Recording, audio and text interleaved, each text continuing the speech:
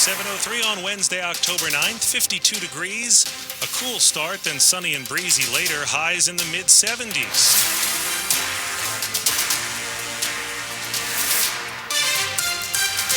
Good morning, I'm John Aaron. And I'm Michelle Basch.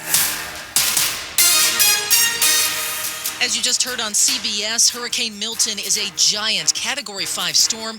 It is expected to weaken some before it makes landfall in Florida tonight. Some people from our area who were vacationing in Florida have flown back just ahead of the hurricane.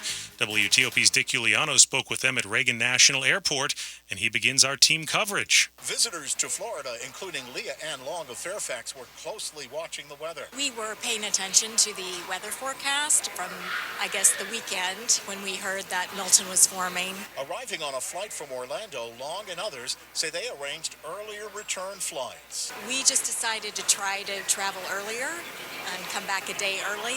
Yvonne Pearson of College Park was vacationing at Disney. Followed on all the apps and TikTok as well, and saw that it changed to a Category 5, I believe, and got concerned, so we moved up our flights. Travelers say before leaving Central Florida, they saw lines forming at gas stations. At Reagan National Airport, Dick Uliano, WTOP News.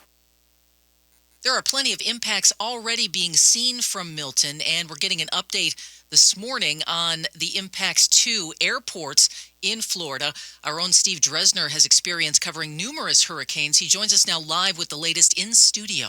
Michelle, the current situation around the Tampa area, Tampa International Airport actually closed yesterday, but currently St. Peter Airport is closed. Southwest Florida International Airport, that serves the Fort Myers area, that's also closed. The big closure is coming up for now around 8 o'clock this morning. Orlando International plans to cease operations for commercial flights. And again, that's going to send a trickle-down effect to our area airports, especially Southwest out of BWI and American out of Reagan National.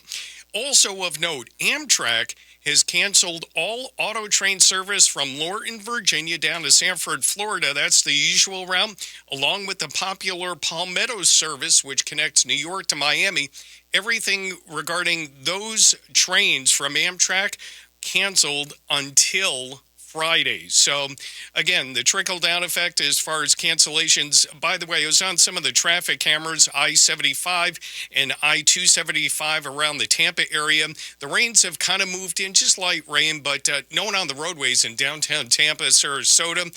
All clear along the I-4 corridor, so folks are just starting to finish up their evacuation plans and, planning ahead, so to speak. The hotel situation, as we've been reporting, still out of control as far as folks trying to get to Orlando, Miami, Fort Lauderdale, especially South Florida. It's been tough because a lot of major conventions have been going on in South Florida, and a lot of hotels are sold out down there. We heard a great interview with former WTOP anchor Chris Corey yesterday, and he mentioned how he and his wife had to go up to the Orlando area, try to find a hotel. It is very tough to try to get a hotel up around Orlando, and unfortunately, and this does happen, again, I've seen it for plenty of years, you're going to pay premium prices. It's one of those, the hotels name their own price. And you can't just go on the internet and book. Part of the game with the hotels, they shut down their reservation system.